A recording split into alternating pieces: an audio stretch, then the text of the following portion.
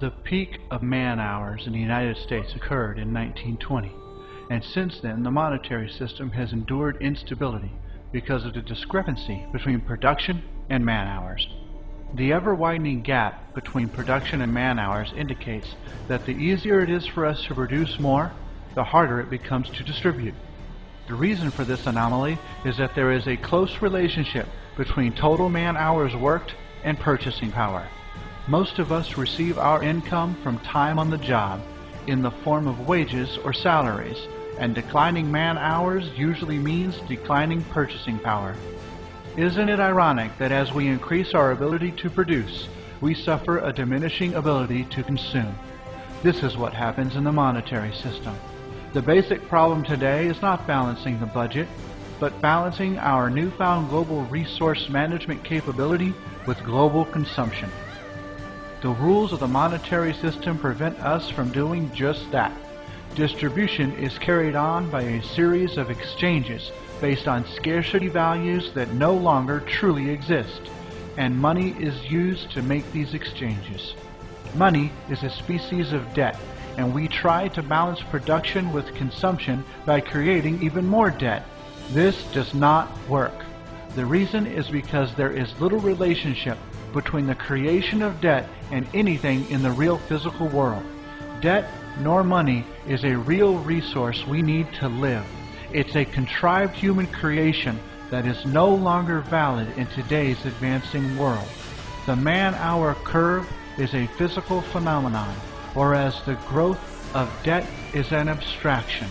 Let's look at the growth of debt and you will see the difference.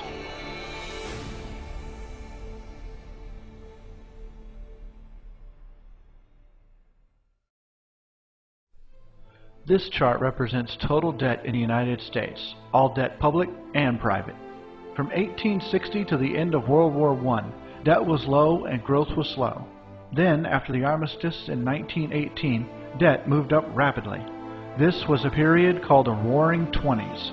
The reason for this increase in debt was because technology had caught up with us. During the war, we installed more technology to replace the workers that were off fighting the war. Purchasing power dropped, and we could produce more than we could readily sell. Therefore, during this decade, the institution known as installment buying, or buying on credit, came into existence. So even if you could not afford something, you were encouraged to buy it anyway and pay for it out of next month's or next year's income. This meant an increase in debt, but by 1929, something had happened. We had overextended that credit, and the gambling institution known as Wall Street collapsed. With the crash of the stock market, we plunged into the Depression, which took 4 years to reach the bottom in 1933.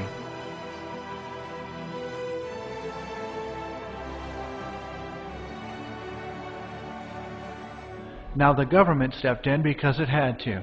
And what did it do? It tried to bolster the failing monetary system by creating more debt. Sound familiar to what's happening now? How did they do this?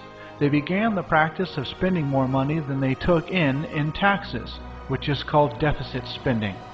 During the Roosevelt administration, they tried to bolster the economy by giving purchasing power to unemployed people by means of welfare, and failing businesses were also put on welfare, which is called subsidies.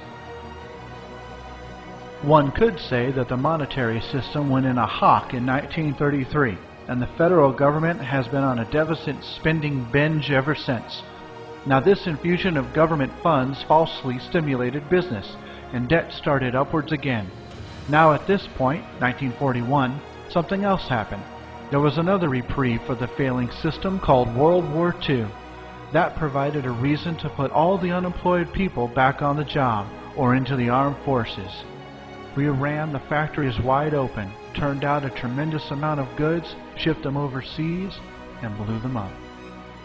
And although it was necessary to protect the world from the likes of Hitler, the war did not solve any of our domestic problems. And as you can see, debt has skyrocketed ever since.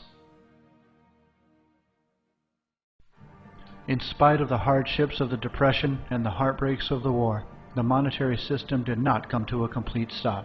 We have stumbled and bumbled along in one way or another. And why is that?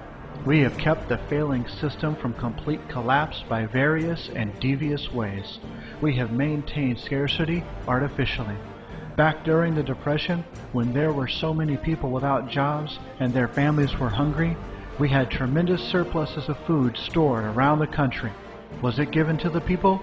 No, because it's not profitable to give away food, even to the starving population.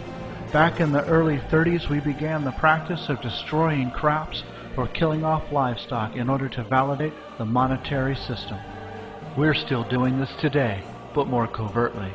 Since 1933, the government has spent billions of dollars paying farmers not to grow, and they have also tried to curtail the production of corn and wheat for human consumption, most notably on the recent alternative fuel ethanol project, which is a waste of food and not a good alternative fuel to begin with.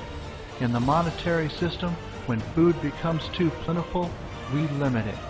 This is to sustain price or value, to keep the system going. And if people happen to be hungry, then it seems to be of little importance to the people making the decisions on how the monetary system works.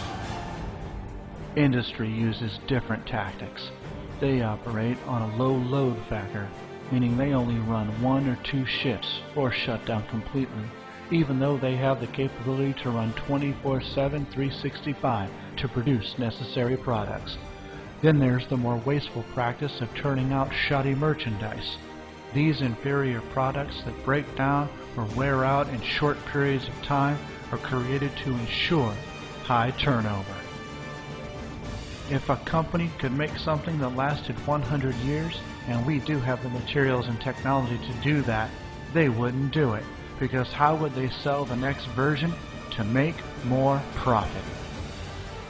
Just look at all the recalls of late on various products like toys, cribs, food, cars, appliances, and more. Destroying all those faulty products ensures scarcity. There are hundreds of thousands of junky products turned out every week in order to assure a high turnover for a fast profit. This is the way the system works.